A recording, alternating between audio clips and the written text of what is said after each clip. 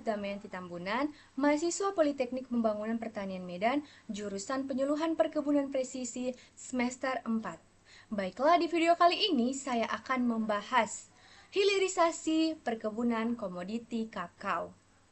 Teman-teman sudah tahu nggak sih apa itu hilirisasi komoditi kakao? Jadi, kakao merupakan salah satu komoditas unggulan Indonesia yang memiliki nilai strategis baik dari sisi ekonomi, sosial, maupun lingkungan. Dalam era globalisasi dan perdagangan bebas, komoditas ini menghadapi tantangan yang besar. Tantangannya itu bagaimana meningkatkan daya saing dan nilai tambahnya agar tidak hanya bergantung pada ekspor biji mentah. Oleh karena itu, hilirisasi menjadi strategi kunci untuk menjabati produksi kakao dari sektor hulu atau perkebunan menjadi sektor hilir atau industri pengolahan dan pasar internasional secara terintegrasi dan berkelanjutan. Teman-teman tahu nggak sih pentingnya hilirisasi kakao? Itu nggak hanya terfokus pada keuntungan ekonomi, tetapi juga pada transformasi struktural ekonomi Indonesia dari berbasis komoditas primer ke produk bernilai tambah tinggi. Ini mencakup proses inovatif yang melibatkan peningkatan kualitas bahan baku, pengolahan, disertifikasi produk, serta branding dan pemasaran secara global. Jadi nih, materi-materi ini akan membahas secara menyeluruh bagaimana sih hilirisasi kakao dapat menjadi jawaban atas tantangan rendahnya nilai tambah kakao. Indonesia sekaligus menciptakan peluang strategis untuk meningkatkan kesejahteraan petani, menciptakan lapangan kerja, serta memperkuat posisi Indonesia sebagai produsen coklat yang kompetitif di pasar dunia. Baiklah, slide yang kedua, kita masuk ke tujuan dari pembelajaran ini. Jadi, setelah mengikuti pembelajaran ini, penonton diharapkan dapat memahami secara menyeluruh konsep hilirisasi kakao dari aspek teknis, ekonomi, sosial, dan kebijakan. Materi ini memberikan pengetahuan mengenai pentingnya transformasi biji kakao menjadi berbagai produk bernilai tambah, serta peran strategis petani, industri pengolah, pemerintah, dan pemangku kepentingan lainnya dalam mendukung ekosistem hilirisasi kakao yang berkelanjutan dan inklusif. Jadi lebih lanjut, peserta juga diharapkan mampu mengidentifikasi berbagai tantangan dan permasalahan yang dihadapi dalam sektor kakao, baik dari sisi budidaya, kualitas pasca panen, hingga kendala ekspor. Dengan pemahaman ini, penonton dapat menyusun solusi yang aplikatif dan strategis untuk mendorong penguatan rantai pasok hilir kakao serta menciptakan kolaborasi antar pihak guna mewujudkan industri kakao Indonesia yang mandiri, inovatif, dan berdaya saing. Teman-teman udah tahu nggak sih apa itu komoditi kakao? Jadi, kakao atau Theobroma kakao L adalah tanaman tahunan yang berasal dari wilayah Amerika Selatan dan saat ini tumbuh subur di daerah tropis, termaksudnya di negara kita, Indonesia. Tanah ini menghasilkan biji kakao yang menjadi bahan baku utama dalam industri makanan dan minuman, terutama coklat. Biji kakao ini diolah menjadi berbagai produk seperti pasta kakao atau liqueur, mentega kakao atau kakao butter, bubuk kakao atau kakao powder, serta menjadi bahan dasar dalam industri kosmetik, farmasi, dan makanan fungsional. Sebagai salah satu tanaman perkebunan unggulan, kakao ini memiliki nilai ekonomi tinggi dan potensi ekspor yang besar. Proses pengolahan biji kakao menjadi produk olahan memiliki peranan penting dalam rantai nilai agroindustri. Kualitas biji kakao ditentukan oleh proses budidaya, panen, serta pasca panen seperti fermentasi dan pengeringan. Oleh karena itu, pemahaman mendalam terhadap komoditas kakao menjadi fondasi penting untuk memahami urgensi hilirisasi sebagai strategi peningkatan nilai tambah dan saing komoditas ini. Terus teman-teman tahu nggak sih apa aja potensi yang ada di kakao di Indonesia? Jadi Indonesia saat ini merupakan produsen kakao terbesar ketiga loh di dunia setelah Pantai Gading dan Ghana. Dengan produksi mencapai lebih dari 7.000 ton per tahun, datanya ini didapat dari BPPS 2023. Sentra produksi utama berada di Sulawesi, terutama Sulawesi Tengah dan Selatan. Sumatera itu terdapat di barat dan utara, serta Papua Barat. Namun, lebih dari 90% produksi kakao nasional berasal dari perkebunan rakyat yang seringkali menghadapi tantangan produktivitas dan kualitas. Meskipun produksinya besar, sekitar 60% ekspor, kakao Indonesia masih dalam bentuk biji mentah atau raw beans yang memiliki nilai tambah rendah dibanding produk olahan seperti coklat batang atau mentega kakao. Hal ini menunjukkan bahwa potensi ekonomi dari kakao belum dimaksimalkan secara optimal. Maka, hilirisasi menjadi jawaban atas kondisi ini dengan mendorong transformasi industri dari ekspor bahan baku ke ekspor produk jadi yang memiliki margin keuntungan dan kontribusi ekonomi jauh lebih tinggi. Tapi teman-teman, ada masalah nih di hulunya kakao.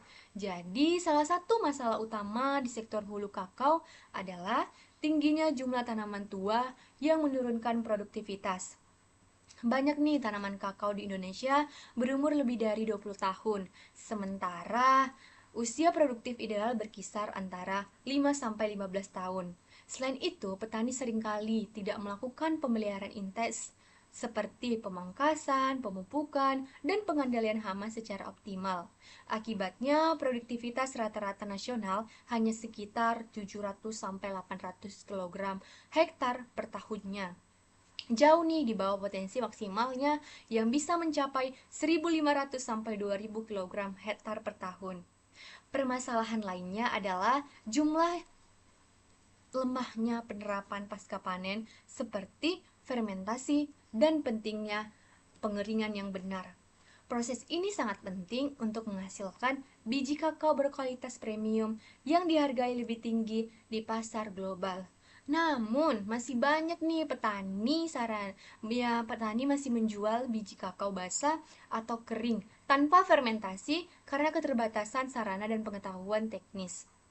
Selain itu, ketidakstabilan harga di tingkat petani dan keterbatasan teknologi serta akses pembinaan juga memperburuk daya saing kakao Indonesia. Baiklah, untuk menjawab dari segala masalah itu, maka adalah namanya itu hilirisasi. Apa sih itu hilirisasi? Jadi teman-teman, hilirisasi itu adalah proses peningkatan nilai tambah suatu komoditas dengan cara mengolah bahan mentah atau bahan setengah jadi menjadi produk akhir yang siap pakai dan memiliki nilai jual itu lebih tinggi. Dalam konteks perkebunan, hilirisasi mencakup serangkaian kegiatan yang menghubungkan sektor hulu, produksi bahan baku dari kebun, dengan sektor hilir, industri pengolahan, dan pemasaran produk jadi. Tujuan utama dari hilirisasi adalah menciptakan diversifikasi produk, meningkatkan daya saing di pasar internasional, menyerap tenaga kerja, dan mendongkrak pendapatan nasional serta kesejahteraan petani. Dalam industri kakao ini, hilirisasi mencakup pengolahan biji kakao menjadi produk seperti pasta kakao, coklat batang, bubuk kakao, es krim coklat, produk bakery, hingga kosmetik berbahan dasar mentega kakao. Menurut data Kementerian Perindustrian 2023, hanya sekitar 30% nih dari produksi kakao Indonesia yang diolah secara domestik, sementara sisanya diekspor dalam bentuk biji mentah. Padahal produk olahan bisa memberikan nilai tambah hingga 3-5 kali lipat dibanding biji kakao yang mentah. Oleh karena itu, hilirisasi tidak hanya menjadi strategi industri, tetapi juga merupakan langkah strategis pembangunan ekonomi nasional. Baiklah, teman-teman tahu nggak sih apa manfaat dari hilirisasi kakao ini?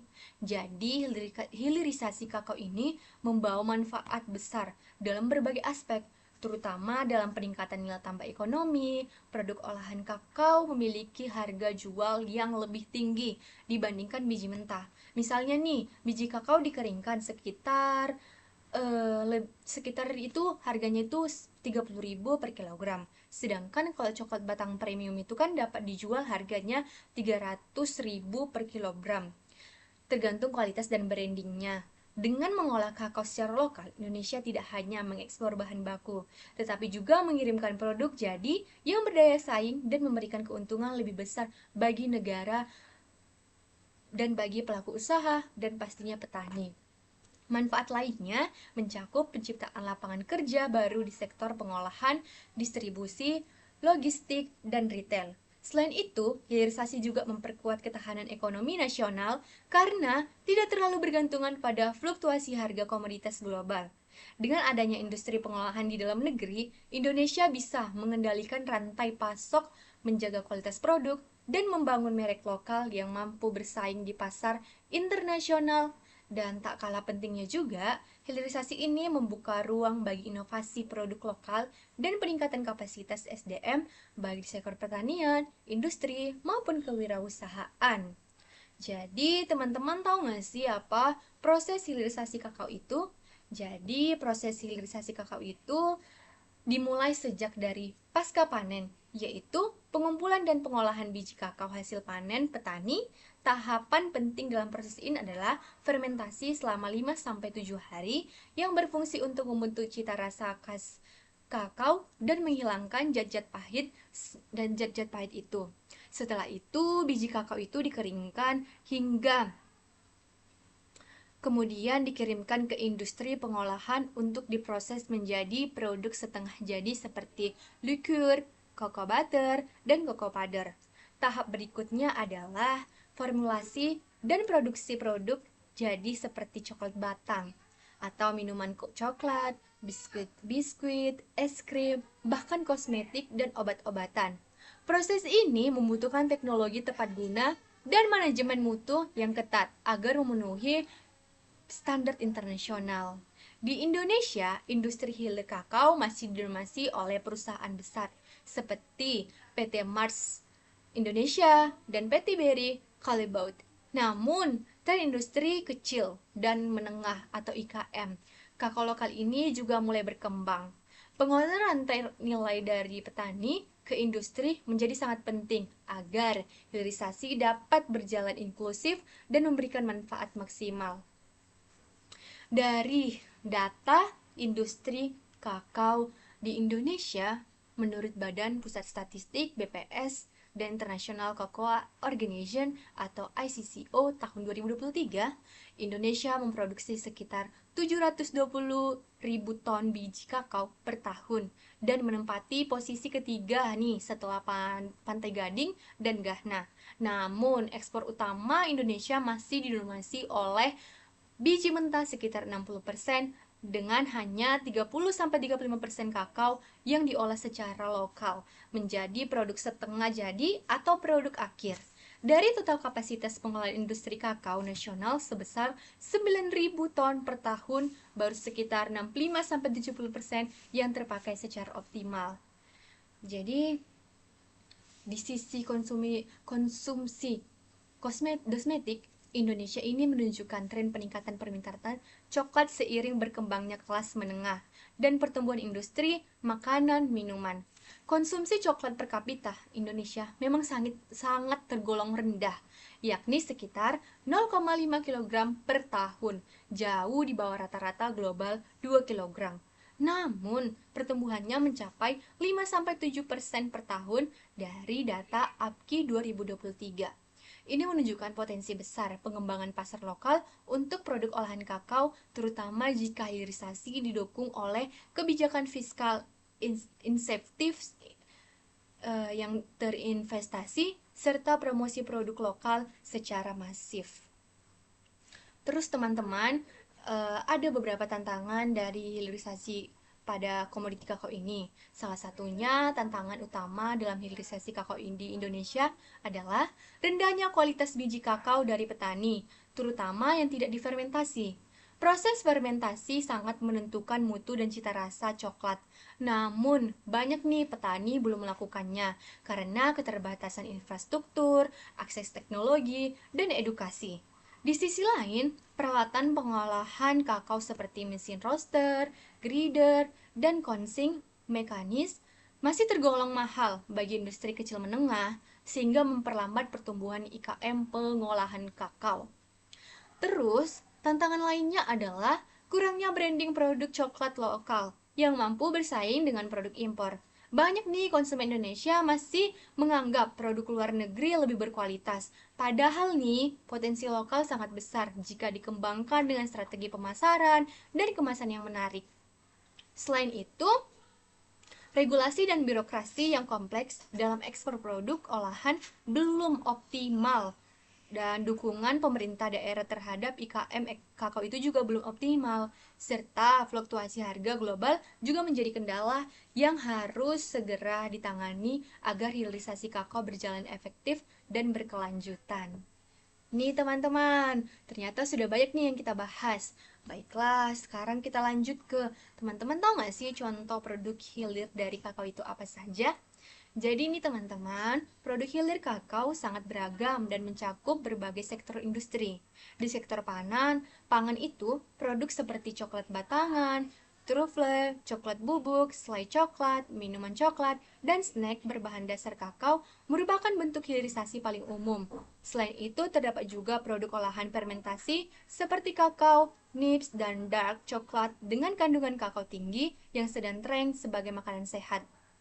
Di sektor non-pangan, hilirisasi kakao menghasilkan produk kosmetik seperti lotion, lip balm, dan sabun dari cocoa butter, serta produk farmasi berbasis antioksidan dari flavonoid kakao. Contoh sukses hilirisasi kakao itu di Indonesia dapat dilihat dari berbagai merek lokal, seperti Piplitin Cocoa dari Jakarta, Karakakoa dari Lampung, dan Paptong Coklat dari Bali, yang telah berhasil memproduksi coklat premium dari biji kakao lokal yang dipasarkan secara nasional maupun internasional. Keberhasilan mereka membuktikan bahwa produk kakao Indonesia mampu bersaing jika didukung oleh kualitas, inovasi, dan strategi pemasaran yang tepat. Diversifikasi produk hilir tidak hanya memperluas pasar, tetapi juga memberikan insentif kepada petani untuk meningkatkan mutu hasil panen mereka. Baiklah, di sini juga ada nih teman-teman, ternyata kebijakan dari pemerintah. Pemerintah Indonesia melalui Kementerian Perindustrian dan Kementerian Perdagangan telah menyusun berbagai kebijakan untuk mendukung hilirisasi kakao. Program Revitalisasi Kakao Nasional tahun 2020 sampai 2024 fokus pada peremajaan pada tanaman tua, perbaikan teknik budidaya, dan peningkatan mutu pasca panen. Di sisi industri, pemerintah memberikan insentif pajak untuk industri hilir, serta penguatan peran kawasan industri kakao di Sulawesi dan Sumatera. Selain itu, Rencana Pembangunan Jangka Menengah Nasional atau RPJMN 2020-2024 menekankan pentingnya transformasi industri berbasis sumber daya alam, termasuk komoditi perkebunan seperti kakao. Pemerintah juga nih mendorong kementerian antara petani dan industri dalam skema koperasi atau off-taker, serta memfasilitasi pelatihan teknis dan promosi produk dalam pemanenan nasional dan internasional. Namun demikian, implementasi kebijakannya nih masih perlu dievaluasi berkelanjutan agar benar-benar dirasakan oleh petani dan pelaku IKM di lapangan.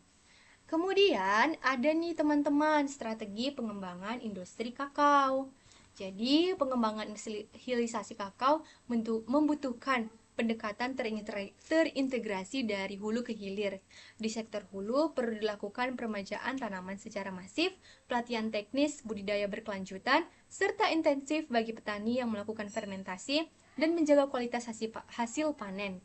Pemerintah dapat memberikan subsidi benih unggul dan pupuk organik, serta memperkuat kelompok tani melalui koperasi agar memiliki daya tawar yang lebih tinggi dan rantai pasok. Di sektor hilir, strategi pengembangan bisa difokuskan pada dukungan pembiayaan, akses teknologi pengolahan, penguatan branding produk lokal, dan perluasan pasar melalui platform digital e-commerce. Kolaborasi antara perguruan tinggi industri dan pemerintah daerah juga sangat penting dalam riset pengembangan produk baru. Tak kalah penting adalah sangat penting dalam riset pembangunan produk, promosi gaya hidup sehat dengan konsumsi coklat low carb berkualitas tinggi yang kaya antioksidan, sehingga produk kita ini bisa berkelanjutan di pasar domestik maupun internasional.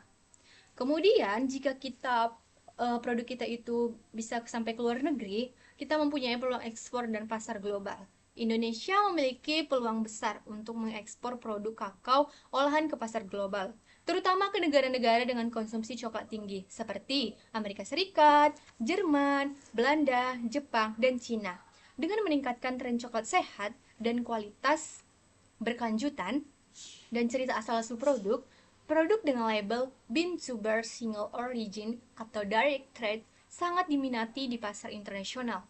Peluang ekspor ini bisa dimaksimalkan melalui pelatihan standarisasi mutu, sertifikasi halal dan organik, serta pemanfaatan perjanjian perdagangan bebas seperti IECEPA dan ASEAN China FTA. Namun, untuk sukses menembus pasar lokal, pasar global, pelaku usaha itu perlu memahami regulasi ekspor, logistik internasional, dan strategi ekspor yang tepat. Pemerintah juga perlu berperan aktif nih sebagai fasilitator ekspor dengan menyediakan informasi pasar, pelatihan ekspor, dan promosi produk kakao Indonesia dalam forum perdagangan dunia. Ternyata masih banyak ya yang kita pelajari dari hilirisasi produk perkebunan kakao ini. Dan di akhirnya ada nih kesimpulan yang bisa saya dapat dari materi yang tadi sudah saya sampaikan.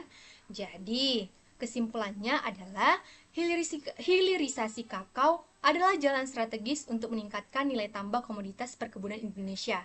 Dengan mendorong pengolahan lokal, kita tidak hanya meningkatkan pendapatan petani dan divisi negara, tetapi juga memperkuat industri nasional, menciptakan lapangan kerja, dan mendorong kemandirian ekonomi. Namun keberhasilan hilirisasi membutuhkan sinergi antara petani, industri, pemerintah, akademisi, dan masyarakat luas agar transformasi dari hulu ke hilir berjalan inklusif dan berkelanjutan. Langkah ke depan adalah memperkuat kelembagaan petani, mengembangkan riset dan teknologi tepat guna, memperluas pasar domestik dan ekspor, serta menciptakan ekosistem bisnis yang sehat. Jika semuanya ini pihak bergerak bersama, Indonesia dapat menjadi negara produsen sekaligus eksportir produk kakao olahan yang diperhitungkan di dunia. Mari kita wujudkan industri kakao nasional yang mandiri, berdaya saing, dan mensejahterakan negara kita Indonesia. Baiklah, sekian dari saya. Semoga video ini bermanfaat. Salam dan tetap bahagia. Bye-bye. Berbekal pelatihan dan semangat belajar bersama, kami memulai langkah kecil dengan memproduksi coklat olahan dan bubuk coklat yang berkualitas.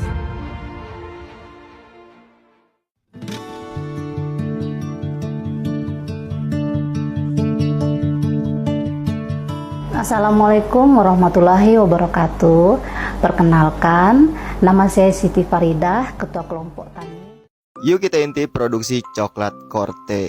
Mesin yang pertama ini namanya mesin winnowing. Jadi ini mesin memisahkan antara biji kakao dan juga kulit arinya. Kita lanjut ke mesin yang ada di sebelahnya. Mesin ini tuh berfungsi untuk menghaluskan si biji kakao tadi untuk menghasilkan coklat pasta kayak gini nih. Nah, kalau yang plastik hijau di bawah ini apa nih? Ini tuh tempat penyimpanan khusus agar kualitas biji kakao tetap terjaga. Nah, kalau ini tim IT kita. Enggak, bercanda. Ini tuh tim roasting dari coklat Korte dan kita sedang merosting biji kakao. Sepertinya anak kopi nggak asing ya dengan mesin roasting yang kita gunakan nih.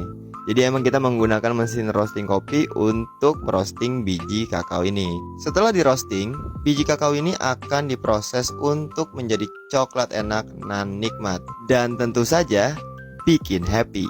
Proses pembuatan coklat terbaik di dunia.